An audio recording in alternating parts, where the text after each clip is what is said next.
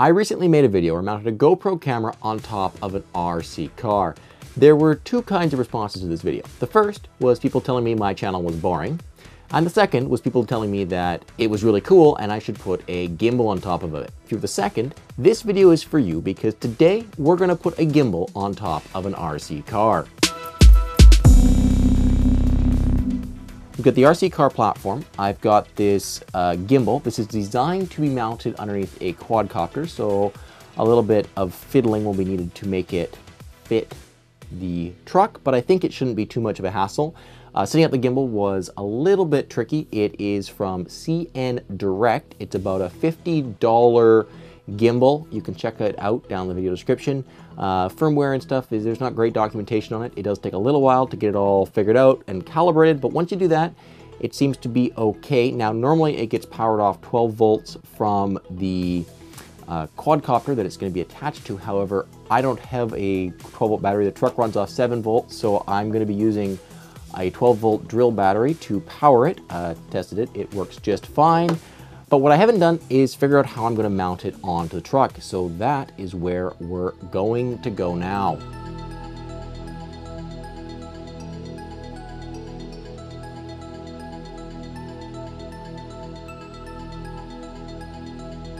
So what I've got here is the base plate for the gimbal. This is what the gimbal rubber feet mount into. Those are the vibration reducers.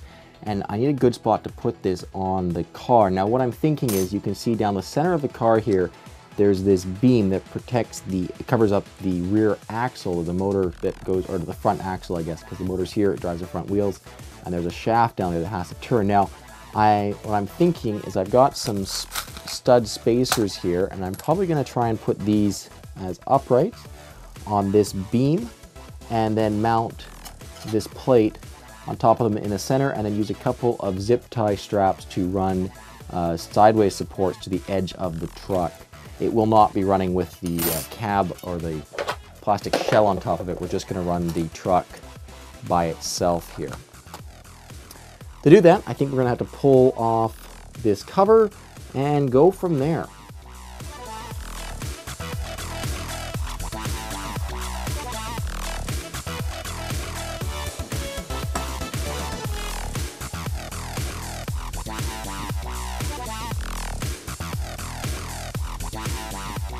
Now we've got this middle bar off. It's a little bit more flexible than I would have liked, but we'll give her a shot and see how she goes. So now we just have to mark out where we're going to drill our holes. I'm thinking probably in an area around here, and then we will drill the holes and throw the spacers on.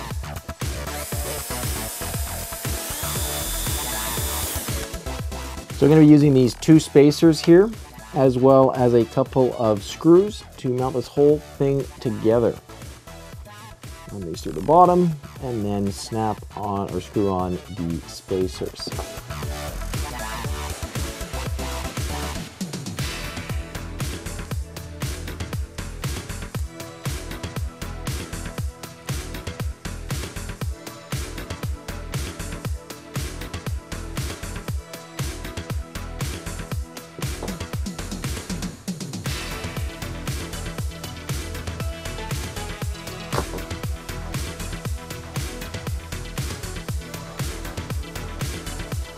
All right, so there's the base of the gimbal mounted in. Now we're just gonna throw this thing back, this bar back into the remote control car, and then we will see how all the clearances are before we actually mount the gimbal to this.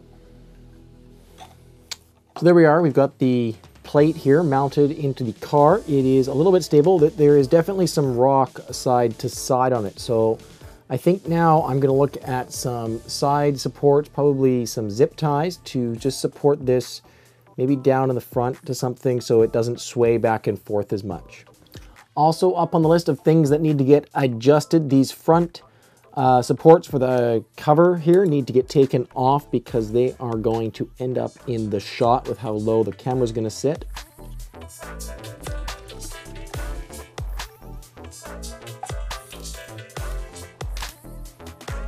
My plan for the zip ties is to do one around either side here of the support for the steering column. So we'll go one on either side there and wrap it around the edges of the support beam and then drill 2 holes in the side of the cart to tie the back to.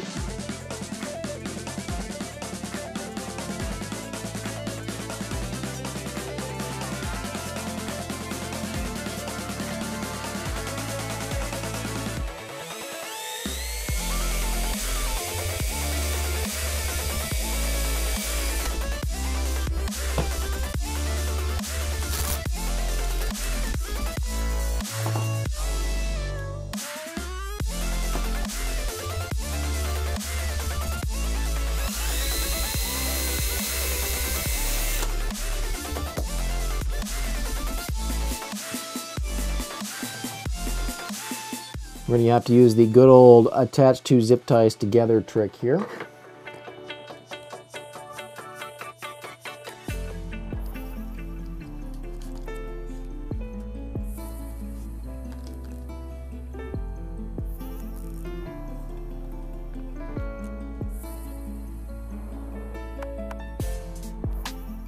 So there it is. The base plate now is fully installed. We've got some zip ties here at the front holding it down. You can see it is much more stable than it was before.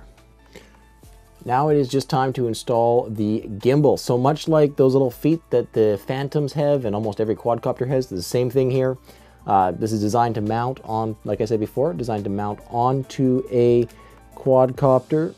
So very easy to mount. You just jam these things in.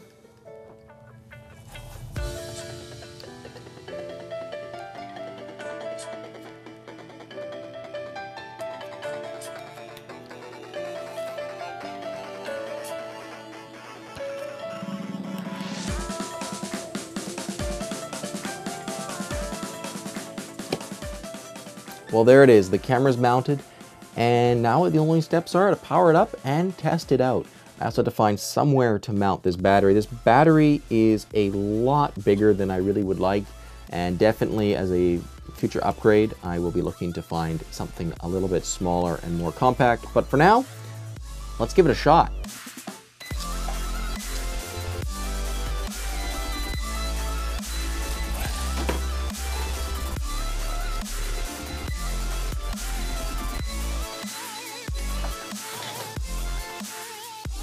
All right, guys, there we go. That is the completed ghetto gimbal mount, GoPro gimbal mount on top of an RC car. Let me know what you think about it down in the comments down below. We're gonna go out and give this thing a test run right now. Testing out and building this was a ton of fun, and I've got a couple comments to talk about on the overall setup and things to think about going forward. So the gimbal itself, from CNdirect, the $50 gimbal that we're talking about in this review, was quite good. It does do a fairly good job, and if your application is going to be dealing with gentle banking and rolling like you would be dealing with if you were to actually put this on top of a quadcopter or on an airplane, you're going to get stunning results from it. It's going to do a great job. The platform we've talked about before, we put a GoPro on top of it.